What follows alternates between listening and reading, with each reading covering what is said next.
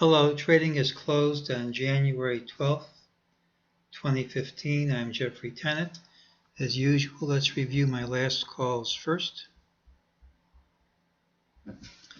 This was the chart we had. I thought this might be a diamond for a diamond on stilts formation, and that's what happened.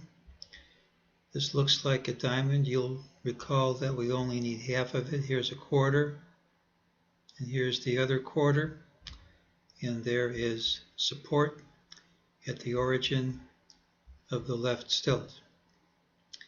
And the rule one uses is that the first time this support level tends to hold, and the next time it tends to fail in a large way. And there's a question as to whether or not this is just one test, or it's one test and test number 2, and we'll discuss that later on. I also said we didn't have to have a stilt, that we could have a consolidation. We actually had a stilt and a consolidation. Well, let's review what the system had to say today. This looks like a lot of lines. Just recall these lines are support resistance levels. Early in the day, mejt said ultimately lower prices would print, but it also said higher prices would print too. These thick lines are the targets. They are color-coded. This gray line is the target of the ultimate sell signal. There are other formations that give these thick lines as a target.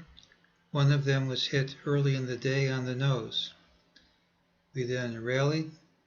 mejt said the rally was a false move.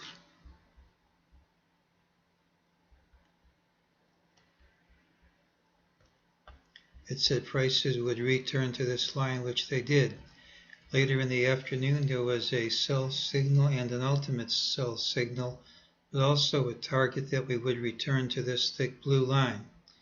This white dot shows that the sell signal was hit immediately. This one says that we return to this higher target too. The F's mean the rally was a false move.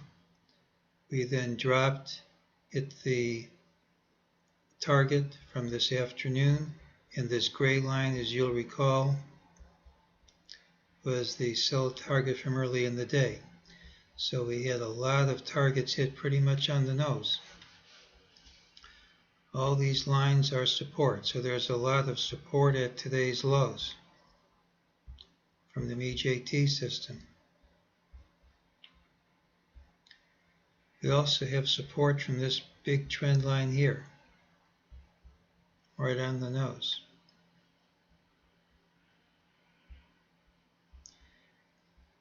We also have some Fibonacci things to talk about. There's lots of support there, but there's also resistance. Here's the drop we had. Just forget that false low here.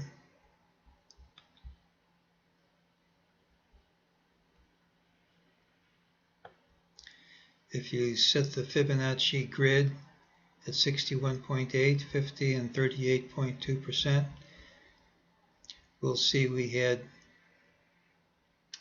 the 61.8% level acting as support, and that broke.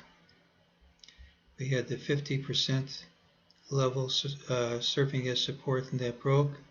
And we now have a 38.2% level, but that's resistance.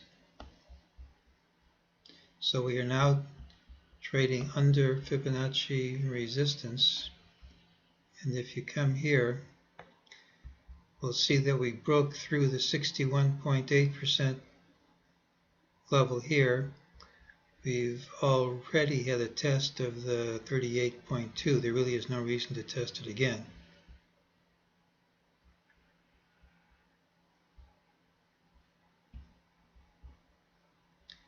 Usually when you have conflicting signals like this, you get a gap out of the range of this consolidation. And that's the call for tomorrow. I think we're going to gap outside of this range.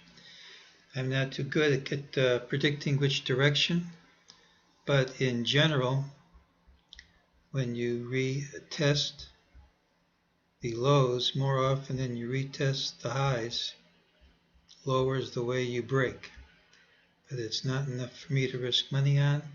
If we do break down through these lows, the drop should be very steep because the support we have is far stronger than the resistance, and if we break it, it should be bombs away on the downside. And that's today's call.